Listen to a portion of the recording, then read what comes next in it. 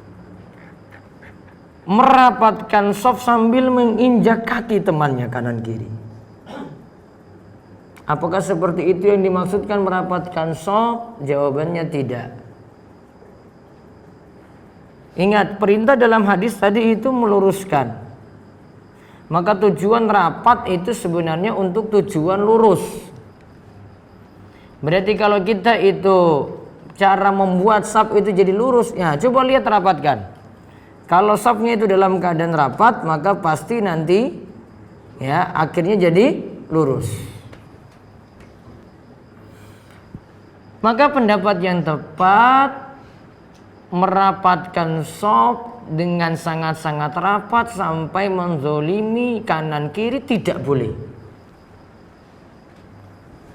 Lalu apakah yang dimaksudkan sini harus rapat persis gitu? Gini, saya berikan logika saja.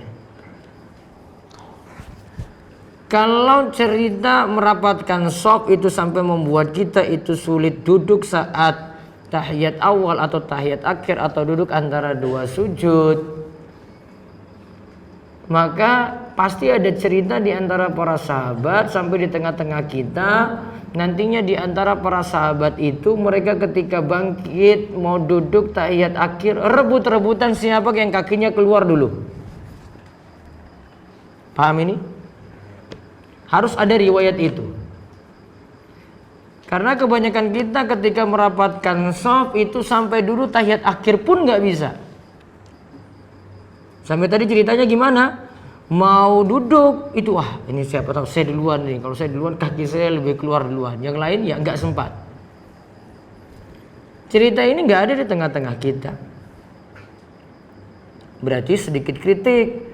Ternyata tidak seperti itu maksud untuk merapatkan shaf. Nggak mesti sampai membuat kita sulit duduk tahiyat tadi, karena nggak mungkin ada kayak gini. Pasti ada cerita nanti di tengah-tengah kita, yaitu cerita dalam hadis sahabat tuh rebut-rebutan untuk duduk seperti itu. Cerita ini nggak ada. Berarti kira-kira siapa yang berlebihan kalau begitu? Kita ataukah para sahabat? Siapa yang berlebihan merapatkan shaf? Kita atau para sahabat? Kita saat ini. Apalagi tiang sepuh butuh space yang lebih longgar dibandingkan dengan yang nom. Betul nggak? Bapak sepuh, betul nggak? Ini kan lebih butuh space lebih banyak kan, ruang lebih banyak kan dibandingkan dengan yang muda-muda. Coba kalau duduk tahiyat akhir coba, dia butuh ruang lebih banyak. Sehingga maksudnya bukan seperti itu. Tujuan utama adalah merapatkan. Tujuan utama adalah meluruskan shaf. Makanya Anas cuma mengatakan ya, pundak rapat dengan pundak, kaki rapat dengan kaki. Bukan berarti rapat sekali. Karena kalau atas itu rapat, pundak itu rapat, ya, rapat, itu sebenarnya sudah cukup. Kaki misalnya tidak bisa seperti itu, ya sudah berarti. Yang penting sudah ada posisi kita dekat. Yang dimaksud paling bagus itu adalah dekat. Dan tujuannya itu apa? Meluruskan shaf. Keterangan yang saya kemukakan seperti ini dijelaskan oleh Syekh Muhammad bin Shalih Al-Utsaimin untuk menjelaskan bagaimanakah yang dimaksudkan dengan meluruskan dan merapatkan seperti tadi. Makanya jangan heran kalau kita itu ke Saudi Arabia, shafnya itu nggak rapat-rapat banget, namun lurus. Ya, shafnya itu nggak terlaluan rapatnya, nggak. Ada space, ruang. Iya, nggak apa-apa lah saya sebutkan gini, biar menyelisih sedikit orang-orang ngaji-ngaji nggak apa-apa. Saya bawa fatwa kok, saya Muhammad bin Shalih Al-Utsaimin, ulama besar, pakar fikih zaman ini. Menyelisih nggak apa-apa. Punya rujukan, silakan buka di kitab-kitab beliau. Rujukannya seperti itu. Sehingga ada yang kita nganggap itu salah, padahal belum tentu salah. Tujuan utama itu meluruskan. Lihat kalimat tadi saya itu kalimatnya meluruskan, bukan merapatkan situ. Luruskan shaf. Cuma kita jangan keterlaluan ketika meluruskan terus lihat space-nya terlalu jauh. Masih bisa isi satu orang kok nggak diisi. Kan ada yang kita mau tarik-tarik juga nggak enak. Aduh, bapak ini kok disuruh rapat, wangil banget ya. Padahal masih bisa rapat ya kan? Masih bisa, walaupun tidak terlalu, kita masih bisa ngajak dia, dan itu masih bisa ada peluang satu orang ngisi di situ. Ada nggak kayak gini ceritanya? Ada, masih ada peluang satu orang ngisi kan? Nggak mau diisi-isi juga, coba lihat. Satu orang masih bisa. Ini mau dirapat-rapatkan lagi misalnya, mau didekatkan lagi, itu masih bisa 2-3 orang lagi loh itu untuk isi shaf.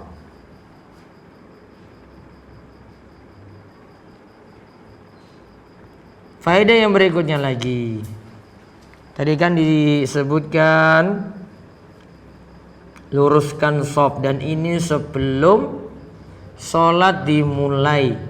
Kesimpulannya berarti boleh berbicara antara iqamah selesai dengan pelaksanaan sholat dimulai. Boleh berbicara antara iqamah selesai dan sholat akan dimulai. Contohnya berbicaranya apa? Rapatkan shaf, luruskan shaf. Berbicaranya kan sebelum sholat dimulai, itu kan setelah iqamah. Boleh seperti itu. Imam berbicara gini tidak masalah. Bahkan imam itu ngatur shaf itu, dia lihat itu, oh ini masih bisa ada peluang lagi, dia datang ke shaf demi shaf gitu, dia periksa. Dia lihat di shaf belakang ada anak-anak, bocah-bocah itu sulit diatur shafnya, kemudian lebih dirapatkan lagi. Boleh. Justru imam yang kurang tahu hukum itu ketika sholat cuma langsung ngadep kiblat saja, Allahu Akbar, nggak lihat dulu keadaan shaf di belakang itu sudah lurus apa belum, rapat ataukah belum. Ya kan, sebagian orang kayak gitu kan, langsung ngadep kiblat Allahu Akbar, atau dia cuma bilang sawu sufufakum, terus jamaah juga nggak paham juga, ngangge bahasa Arab, terus langsung Allahu Akbar. Kalau mau biar jamaah itu paham langsung paham perintah, sudah pakai bahasa Indonesia saja. Apa berarti? Luruskan dan rapatkan. Paham nggak? Nah, coba saya pakai kalimat sawu sufakum tarosu istau. Iki apa meneh iki ya? Arek tak amin ke ora pas. Paham ini? Jadi kalau mau dengar langsung jamaah itu pahamnya sudah. Luruskan, rapatkan shaf, pundak rapat dengan pundak, kaki rapat dengan kaki. Oh sudah paham. Oh iya berarti saya harus dekat ya. Kalau kayak gini kok nggak mau dekat-dekat juga, yo berarti memang yang ngelan ini jamaah ini kalau diatur itu. Ya, itu lebih paham, lebih mudah tersampaikan info kepada para jamaah. Maka nanti shaf yang pertama rapat dulu, ada peluang ngisi kosong, maju depan lagi. Buat shaf itu dari tengah dulu apa dari kanan apa dari kiri? Tengah dulu, isi tengah, terus bagian kanan, terus kiri, belakang lagi. Yang belakang juga buat dari tengah, bukan dari pojok kanan sana, bukan dari pojok kiri sana. Wah, aku iki pas pintu masuk ya ora apa-apa gini. Enggak bisa, tengah dulu sini. Ya, ini shaf imam di sini lo tengah. Nah, tarik situ tengah di situ berarti. Maka posisi imam di tengah, jamaah juga buat shaf itu dari tengah dulu. Yang shaf kedua juga, shaf ketiga juga di belakangnya. Yang paling masalah itu kalau di Masjid Agung. Ya. Dia baru datang wes telat. Aduh, saya mau ke sana, shaf kok sebelah kanan itu kosong sana. Waduh, jauh sekali, sudahlah di sini aja. Kalau itu dia buat, akhirnya sholat sendirian di belakang shaf, sholatnya masalah. Itulah yang dimaksud la sholata liman sholla khalfas shaf. Tidak ada sholat bagi orang yang sholat di belakang shaf. Itu bentuknya kayak gitu. Paling mungkin tuh Masjid Agung itu. Karena dia mau kejar di utara sana yang kosong. Waduh, jauh sekali, ya sudahlah di sini aja lah.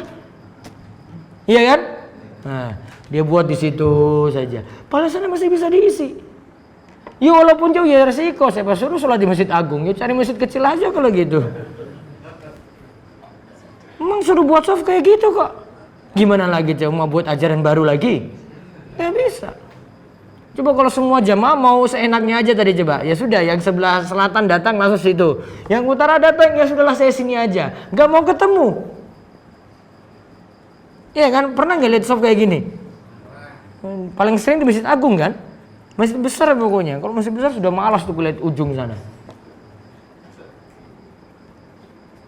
Suruh dapatkan soft kayak gitu, luruskan kayak gitu tadi tujuannya. Karena memang sholat berjamaah tujuannya untuk menyatukan orang. Mau orang yang kaya miskin yuk jadi satu.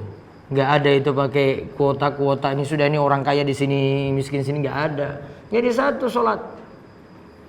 Yang pejabat dengan yang rakyat biasa yuk jadi satu.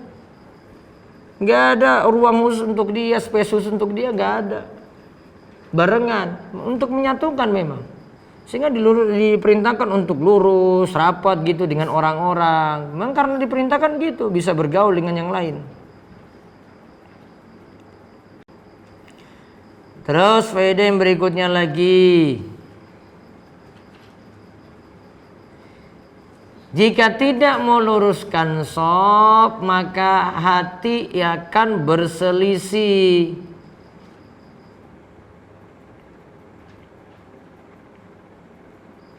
Maka hati akan berselisih. Padahal cuma dari amalan sederhana loh.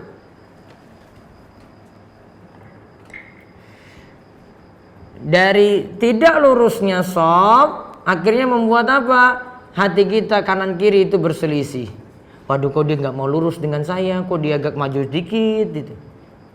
Sudah cekcok itu kanan kiri.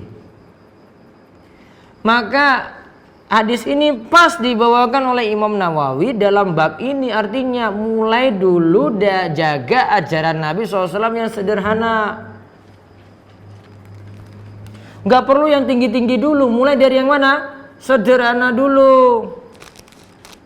Sholat jamaah gak beres, ya gimana lagi mau amalan-amalan yang lainnya coba. Sederhana dulu. Tadi contoh kemarin apa? Makan dengan tangan kanan. Kok Imam Nawawi bawa hadis ini di sini? Ternyata maksud beliau mulai dari yang sederhana dulu untuk jalankan ajaran Nabi SAW. Begitu juga di sini. Cuma luruskan shaf. Berarti juga dari ajaran yang sederhana. Enggak yang tinggi-tinggi dulu. Enggak langsung disuruh jihad dulu, enggak. Suruh apa dulu di sini? Shaf disuruh luruskan dulu. Shaf nggak lurus gimana mau perintah yang lebih tinggi lagi, mau suruh jihad coba. Sederhana nggak bisa. Mulai dari yang sederhana. Sama juga kalau tinggalkan sesuatu, sama mulai dari yang kecil-kecil itu ditinggalkan dulu bisa. Contoh Nabi SAW itu larang jimat-jimat, raja-raja itu dilarang oleh Nabi SAW. Padahal ada sahabat yang cuma pakai gelang tujuannya untuk nangkal penyakit. Namun disuruh lepas itu kalau kamu masih pakai maaflah tak abadan, engkau tidak akan beruntung selamanya. Simpel sekali disuruh kayak begini jimat disuruh copot, suruh lepas loh itu, enggak main-main Nabi SAW. Dari kecil dulu yang diingatkan, ini syirik ini bagi kamu. Gak boleh itu. Kalau kamu mati masih pakai itu, kamu tidak akan beruntung selamanya. Tidak beruntung. Apa itu tadi? Pakai apa tadi? Jimat. Model-modelnya apa lagi sekarang? Raja. Aki masih payu. Untuk memikat pasangan gimana coba? Yang laki-laki belum laku-laku terus tarik perempuan itu biar lengket kayak perangko. Apa itu pakai apa? Tusuk. Atau perempuan yang goda laki-lakinya. Macam-macam bentuknya. Sama kayak gitu yang Nabi SAW melarang dulu. Ini kecil-kecil ini dulu, beranjak dari yang sederhana. Baru nanti yang besar-besar itu yang pelanggaran-pelanggaran syirik yang besar, lalu Nabi SAW melarang lagi. Berawal dari itu dulu. Maka kalau syariat itu belajar dari yang sederhana dulu, nggak belajar dari yang besar dulu. Kalau sederhana itu bisa, insya Allah yang besar juga bisa dijalankan. Dan di sini diberikan ancaman tadi. Ancamannya apa? Hatinya berselisih, wajahnya berselisih. Berarti terpecah belah. Padahal sama-sama sholat berjamaah. Namun karena tidak mau manut pada tuntunan Nabi SAW, mau luruskan shaf, maka hatinya akhirnya terpecah belah ketika itu, kanan kiri. Kemudian faedah yang berikutnya lagi, sudah sepantasnya imam sebelum sholat meluruskan shaf.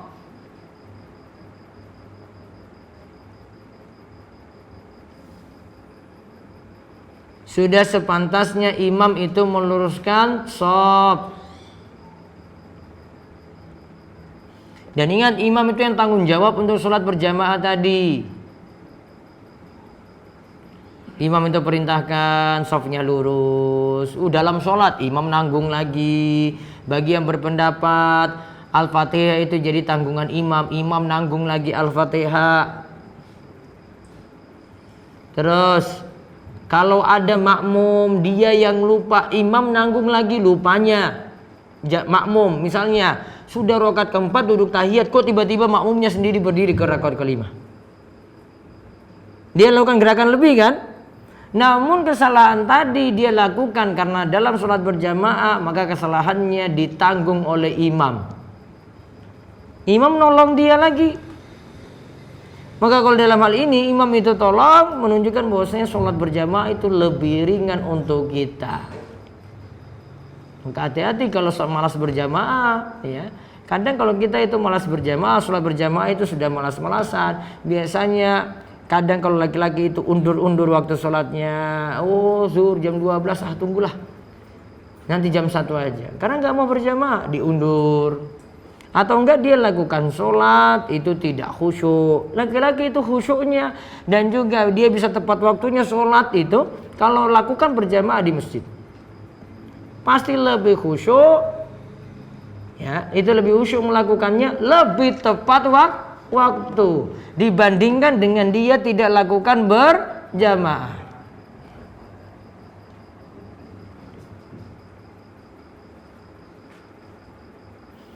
Kemudian faedah yang berikutnya lagi, makmum wajib mengikuti perintah imam. Nabi SAW mengatakan innama ju'ilal imamu liyutamma bihi fala takhtalifu alaih. Imam itu diangkat untuk diikuti, tidak boleh diselisihi. Dan ingat, mengikuti imam nanti ada beberapa bentuk, ada beberapa hal yang tidak boleh. Jadi makmum itu ada yang tidak boleh dia lakukan dalam hal mengikuti imam. Yang tidak boleh dilakukan oleh makmum satu, tidak boleh lebih cepat dari imam.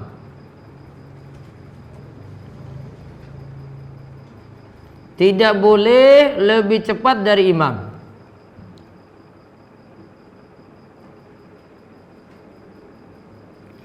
Imam belum turun sujud, dia sudah ada sujud duluan di bawah. Contoh ya, imam itu belum sujud, makmum ini sudah sujud terlebih dahulu. Dia lebih cepat daripada imam. Nggak boleh. Pelanggaran yang kedua, lebih lambat atau sangat lambat dari mengikuti imam.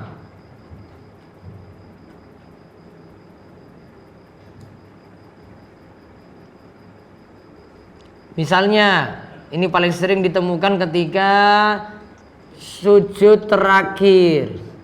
Makmumnya ingin memperlama doa ketika sujud, imamnya padahal sudah bangkit dari tadi.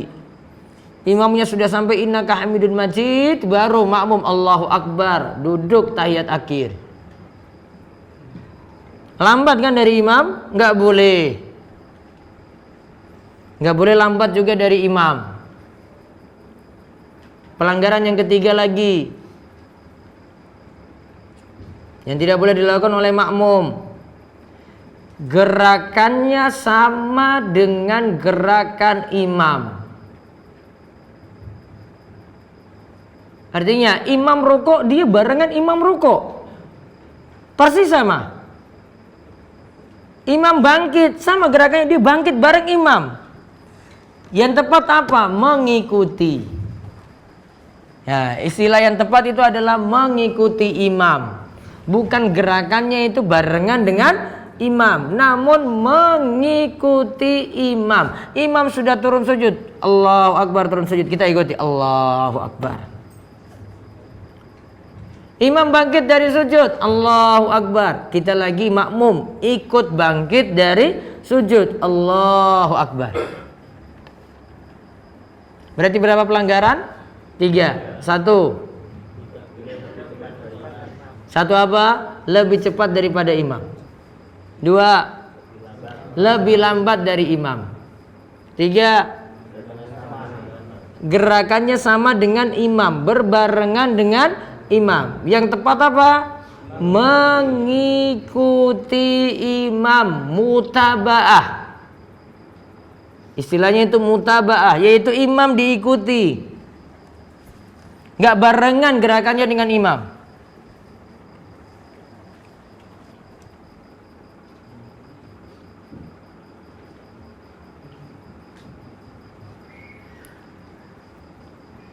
Jadi kadang diselisih seperti itu. Nanti ada pembahasan para ulama, ini dia ketinggalan berapa rukun itu baru sholatnya nggak sah. Dia lebih cepat berapa rukun nanti baru sholatnya tidak sah. Ada pembahasannya sendiri. Namun ingat yang jelas 3 ini menyalahi imam.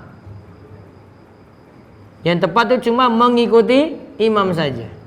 Maka kalau misalnya imam memulai sholat suruh luruskan shaf, ya sudah, perintah imam diikuti. Walaupun itu sebelum sholat. Sebelum masuk sholat, imam suruh luruskan shaf, maka makmum segera meluruskan shaf. Kecuali di sini misalnya tadi mengikuti imam, imam salah, imam berdiri ke rakaat kelima, kita yakin ini ya rakaat terakhir ini harusnya, namun kok imam berdiri lagi, kita duduk, itu duduk tahiyat. Baru sambil ucapkan apa? Subhanallah, supaya imam tahu bahwasanya dia salah ketika itu. Akhirnya kalau imam tahu dia salah ketika itu, ya sudah, dia turun lagi untuk ikuti jamaah tadi yang sudah betulkan dia. Nanti makmum yang laki-laki ucapkan subhanallah, terus makmum yang perempuan ucapkan apa? Apa solusinya? Nepok punggung, telapak tangan. Tidak dengan suara. Kalau suara coba untuk laki-laki. Makanya di antara aturan tepuk tangan itu, pertama tadi ini cuma berlaku untuk perempuan, maka laki-laki enggak. Sama lagi jadi supporter misalnya. Laki-laki tidak dengan tepuk tangan. Kalau ada sesuatu yang menakjubkan, ucapkanlah Masya Allah, Subhanallah, gitu. Zikir. Ganti. Ya, Masya Allah, terus apa? Subhanallah. Subhanallah juga menunjukkan takjub. Masya Allah juga menunjukkan takjub. Ya, dia lihat sesuatu gitu. Ya. Islam ajarkan nggak tepuk tangan. Tepuk tangan ada khusus tadi, untuk perempuan saja. Dan tepuk tangan itu kalau maksudnya untuk ibadah, dia ibadah dengan tepuk tangan. Tasyabbuh dengan orang-orang musyrik. Menyerupai orang-orang musyrik dalam ibadah. Orang-orang musyrik itu ibadah itu dengan tepuk tangan. Orang musyrik itu ibadah itu dengan tepuk tangan.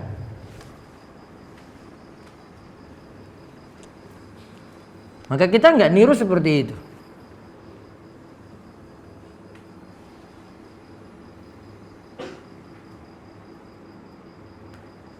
Adapun di sini manfaat meluruskan shaf.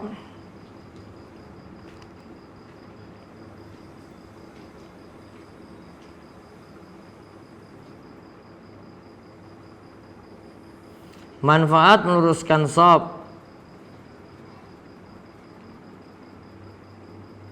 1. Meniru malaikat dalam masalah shaf.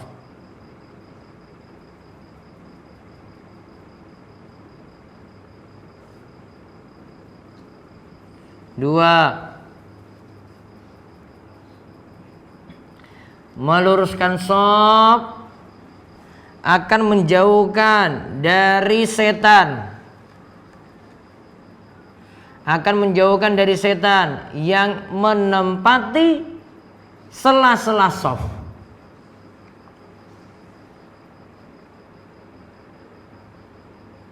Yang menempati sela-sela shaf. Karena tadi kan konsekuensi dari shafnya itu lurus kan agak rapat, ya kan? Dibuat dekat tadi. Maka peluang setan untuk menempati tempat yang kosong nggak ada lagi berarti. Yang ketiga, menunjukkan kaum muslimin itu bersatu. Menunjukkan kaum muslimin itu bersatu. Dan ini tanpa ada komando-komando lama gitu. Orang Islam sudah otomatis, sudah tahu sholat berjamaah, kok saya harus buat shaf itu lurus. Imam cuma bicara sebentar saja, luruskan shaf, semua sudah tahu. Oh, shafnya dibuat lurus. Enggak pakai komando panjang lebar. Sudah pada tahu aturannya seperti itu.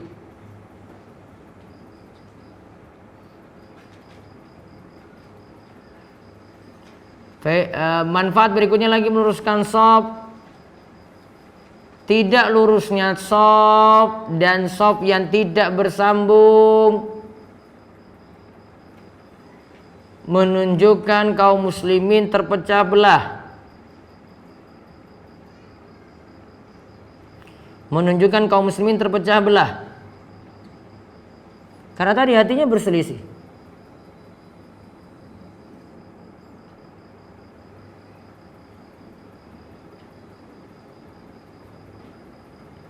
Berapa manfaatnya tadi? 4 ya. 1. Meniru malaikat.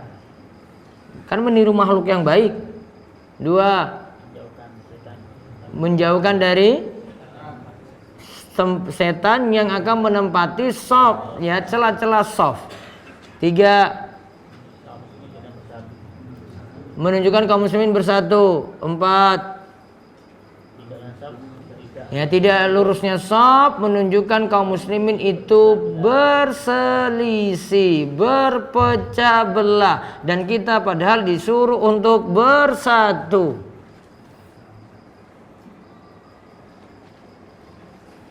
Kemudian satu hadis lagi. Dibacakan hadis 161.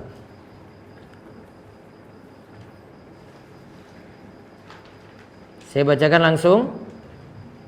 Baca artinya langsung, mohon maaf. Dari Abu Musa 161.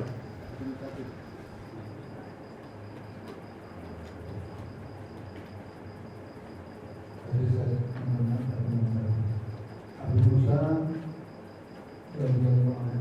berkata, pada suatu malam di Madinah ada satu rumah terbakar.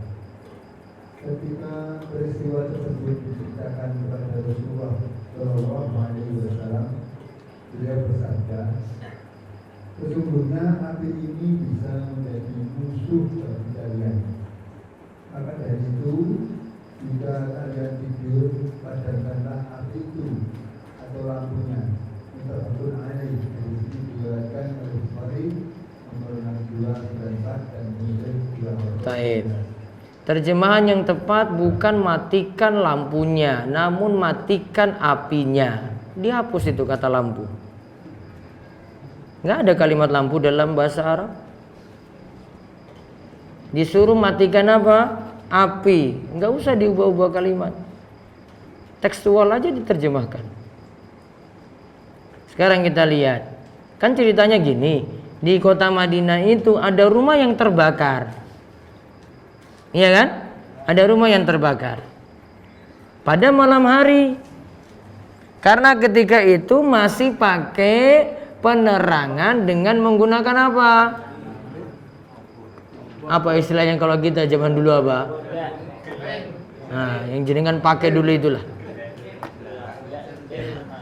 Itu kalau dibiarkan, nggak dimatikan dulu, dibiarkan kalau tidur, maka kalau memang temboknya itu bukan ya, dari batu, dari kayu, ya terbakar. Kalimatnya pas. Maka Nabi SAW itu katakan, inna hadinar, api ini, itu bukan lampu ini, namun apa? Api ini aduun lakum, musuh kalian. Terus fa iza nimtum fa'atfi'uha ankum, jika kamu tidur maka matikanlah apa? Apinya. Muttafaqun alaih. Hadis ini diriwayatkan oleh Imam Bukhari dan Muslim. Faedah yang pertama, diperintahkan mematikan api ketika akan tidur. Termasuk juga api kompor, kira-kira masuk nggak dalam hadis ini? Masuk, itu jelas. Aku rasa ngerokok loh ini.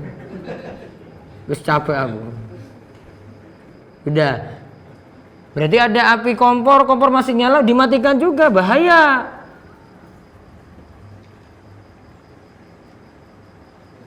Kemudian api, ya faedah yang kedua, api bisa membawa bahaya.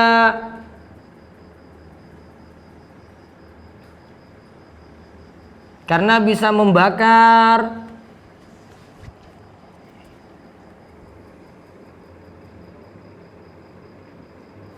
Kemudian faedah berikutnya lagi, Rasulullah SAW memberi petunjuk pula untuk urusan dunia. Bukan hanya urusan akhirat. Terus pertanyaan selanjutnya, apakah hadis ini jadi dalil perintah untuk matikan lampu saat tidur? Bukan. Hadis ini bukan dalil itu. Mana bilang lampu di sini? Orang salah terjemah.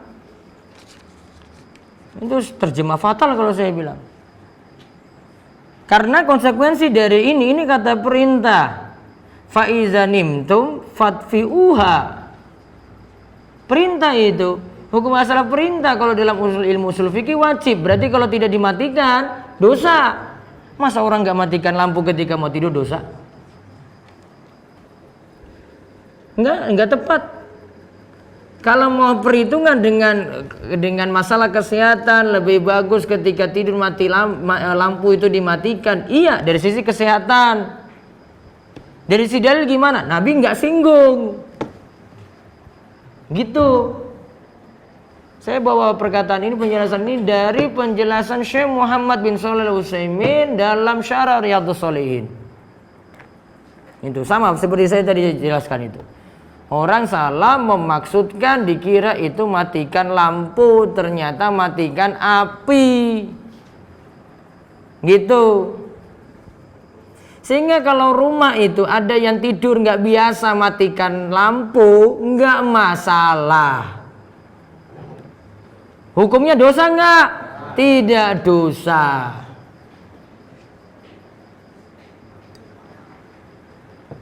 Jangan larang-larang orang tanpa ada dalil.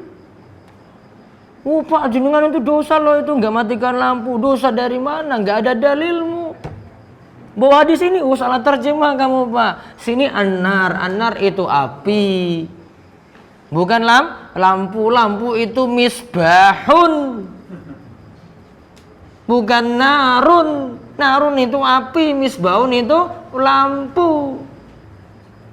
Itu baru pas. Kalau nggak paham bahasa Arab ya jadi kayak gini. Berarti kesimpulannya tadi, matikanlah lampu ketika mau tidur. Bukan, matikan apa? Matikanlah api ketika mau tidur. Adapun lampu, terserah. Ya, mau matikan ya monggo, nggak matikan ora masalah. Wallahu a'lam bishawab sampai hadis 161. Ingat, berarti dari hadis tadi yang terakhir suruh matikan api berarti menunjukkan sunnah sederhana juga dari Nabi. Ya, beliau kan tadi judul bab kan dari Imam Nawawi, perintah menjaga sunnah Nabi Shallallahu Alaihi Wasallam. Ya, mulai dari yang sederhana yaitu matikan api sebelum tidur. Wallahu a'lam.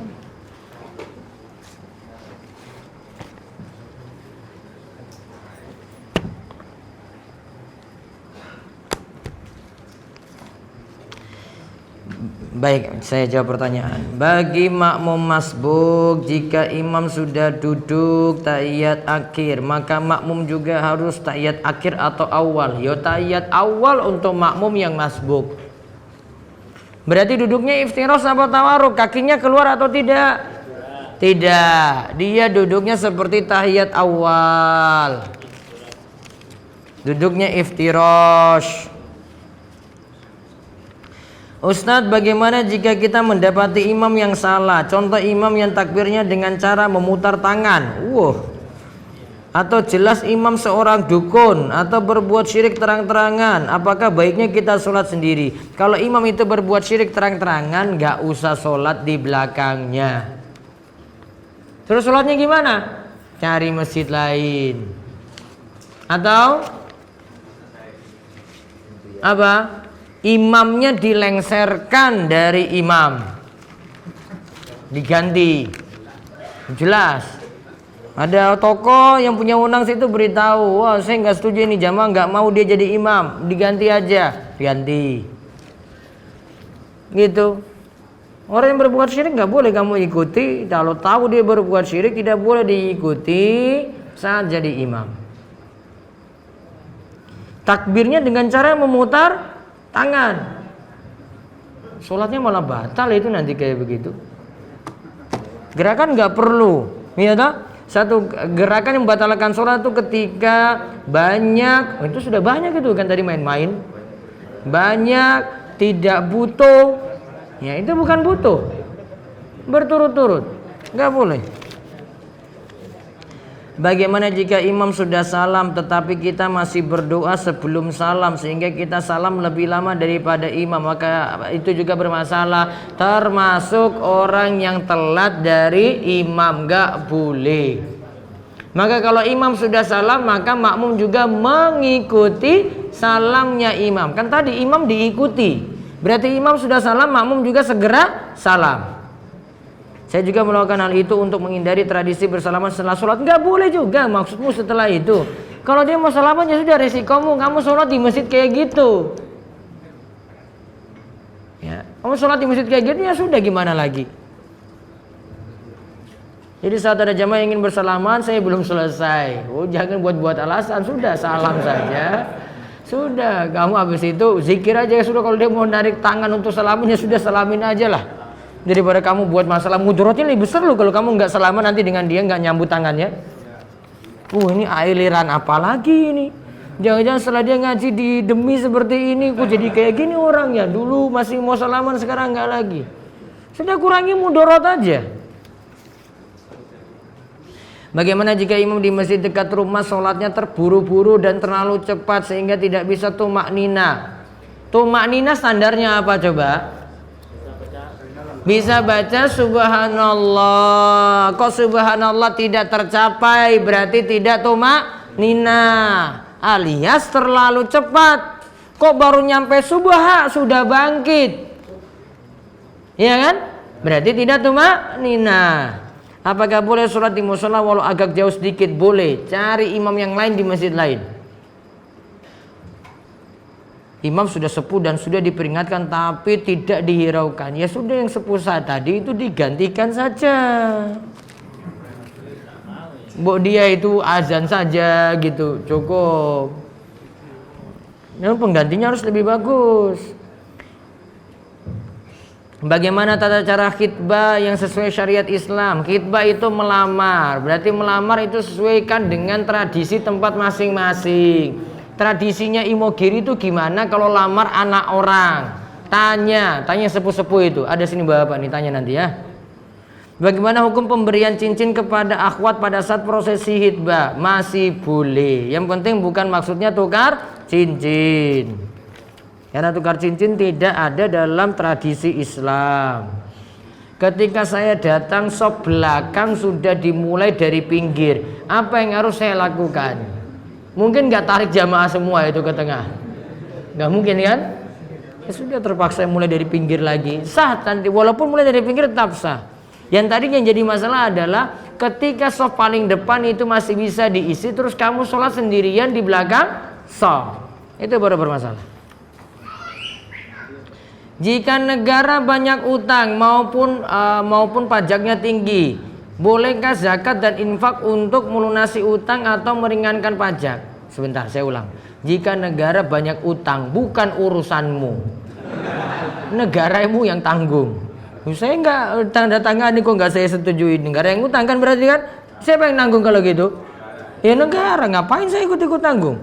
Saya nggak punya utang kok. Bolehkah zakat dan infak untuk melunasi utang atau meringankan pajak? Kalau kamu nanggung tadi, utangnya negara yang tanggung, ya sudah negara yang tanggung. Siapa yang tanda tangani ya wes kuis yang nanggung. Terus bolehkah zakat dan infak untuk melunasi utang? Zakat, infak, melunasi utang siapa? Negara. Nggak usah ngurus, udah.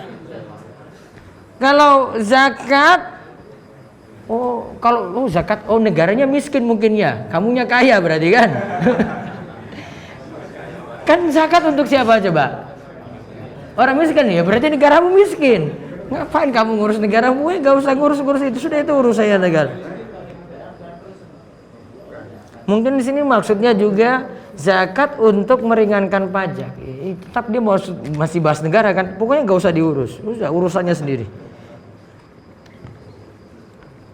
Apakah boleh menggunakan nama kunyah di akun sosmed untuk berdakwah? Nama kunyahnya Abu apa ya misalnya ya? Abu Sufyan misalnya. Terus dipakai di sosmed begitu ya. Saran saya pakai nama asli saja biar mudah dipertanggungjawabkan. Dia tanya dengan nama lain lagi, Ikhwan Hijrah, Pantaskan Diri, Perindu Surga. Sudah pakai nama asli saja karena kalau ada masalah nanti bisa digugat dari nama tersebut. Dan orang tahu juga transparan berarti. Dia sampaikan ilmu juga transparan. Orang mau protes ilmu ini, nggak sudah ini saya yang nulis kok. Kalau dia pakai nama kunyah, ada yang punya nama seperti juga, nggak jelas. Di masyarakatnya juga dia tidak dipanggil dengan nama kunyah, nggak pakai dengan nama abu-abu, enggak. Dia pakai nama asli, berarti pakai nama asli lebih afdol.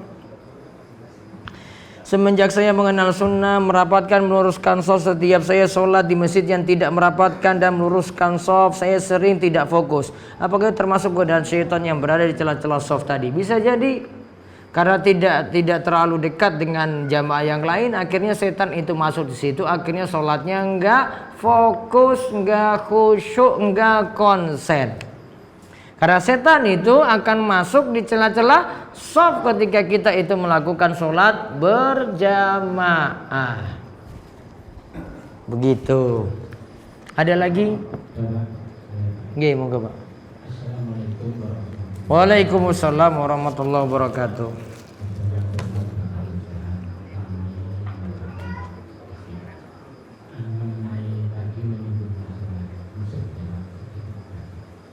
Saya mau tanya ini berkaitan dengan sekarang itu TV menyiarkan Batu Mulia yang dari Korea itu loh Pak. Ruqyah. Batu Mulia, ya. Itu yang saya tanyakan, itu apabila teman-teman itu saya itu menggunakan untuk kesehatan, itu apakah harus ke muslim atau tidak? Baik. Terima kasih. Assalamualaikum warahmatullahi Waalaikumsalam warahmatullahi wabarakatuh. Beberapa syarat mesti dipenuhi untuk memakai batu mulia tadi. 1. Lihat apakah batu tersebut secara eksperimen, pemeriksaan laboratorium benar-benar bisa menghilangkan penyakit ataukah tidak. Jangan sekadar testimoni. Namun apa? Ada pembuktian secara ilmiah, bukan hanya sekedar testimoni. Kalau testimoni nggak ada bukti berarti. Secara eksperimen di lab itu bagaimana? Kalau ada pembuktian di situ bisa berarti.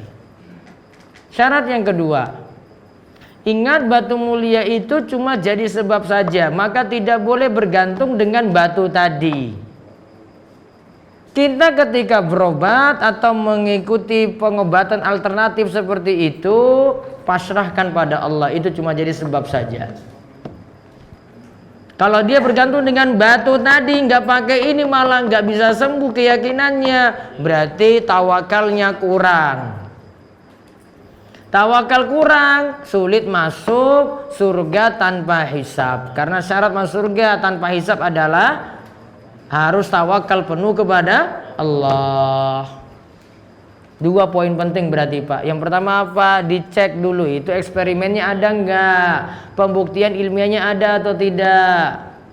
Tidak boleh hanya sekedar apa? Testimoni. Syarat yang kedua apa tadi? Bergantung kepada Allah, bukan bergantung kepada batu mulia tadi. Allah yang menyembuhkan, bukan batu yang menyembuhkan. Maka tidak boleh punya keyakinan saya kalau tanpa batu ini saya nggak bisa sembuh. Oh, nggak boleh. Ujung-ujungnya syirik.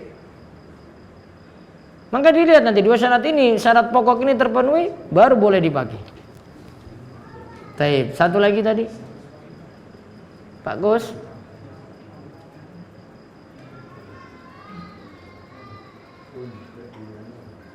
Langsung mohon Pak.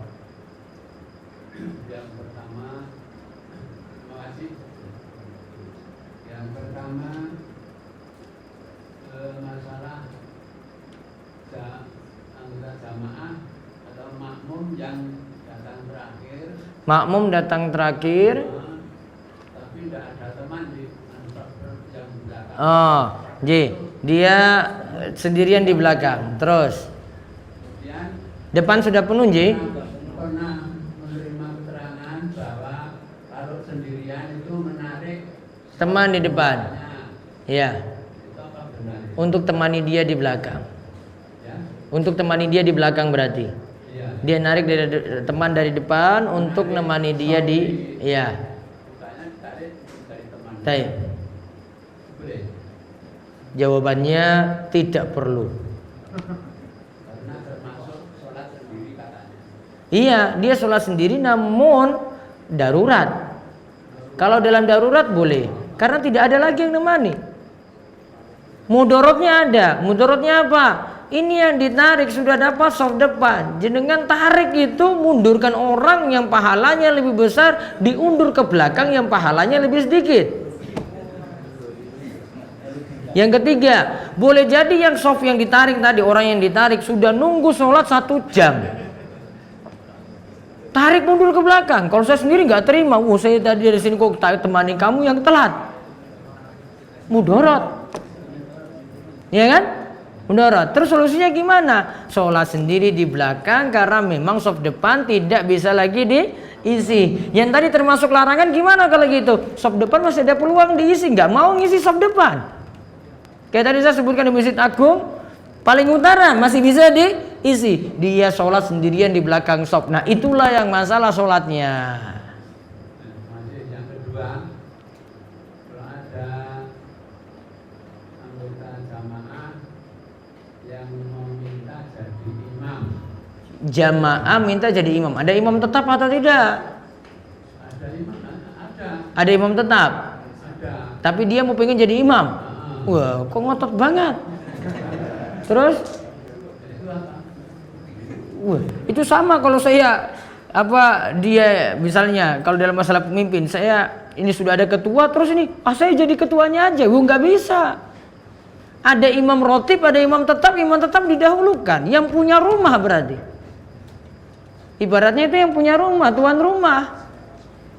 Nggak boleh jamaah itu minta untuk maju kecuali dengan ridhonya. Sudah saya bolehkan. Oh ya Pak, mau jenengan saya di depan. Ada yang izinkan, imamnya izinkan, imam tetapnya baru boleh. Jamaah itu sudah dibagi waktu-waktu sholat itu yang sekiranya tidak berdiri di mungkin itu sudah ada imam yang tetap. Kemudian dia ingin masuk salah satu imam di lima waktu. Oh, sudah ada imam tetap di sholat 5 waktu tadi. Dia itu pengen masuk. Nggak boleh kecuali dengan izin yang imam tetap tadi. Nggak boleh nyelonong aja, nggak boleh. Cukup? Ya. Baik, itu saja untuk pengawasan kita malam hari ini. Mungkin manfaat dan Allah terus nambahkan kita ilmu, beri taufik kita untuk beramal soleh dan benar-benar kita dimudahkan untuk memegang sunnah Nabi Sallallahu Alaihi Wasallam. Dan itu saja untuk pengajian kali ini. Kita ketemu lagi pada pengawasan pekan depan. Dan untuk pengawasan di Masjid Agung nanti tanggal 29 bulan Desember ini insyaallah. Nanti pengumumannya menyusul 29. Itu malam Ahad Wage itu Desember ini insyaallah. Kita tutup kalian doa kafaratul majelis. Subhanakallahumma bihamdika asyhadu alla ilaha illa anta astaghfiruka wa atubu ilaik. Assalamualaikum warahmatullahi wabarakatuh.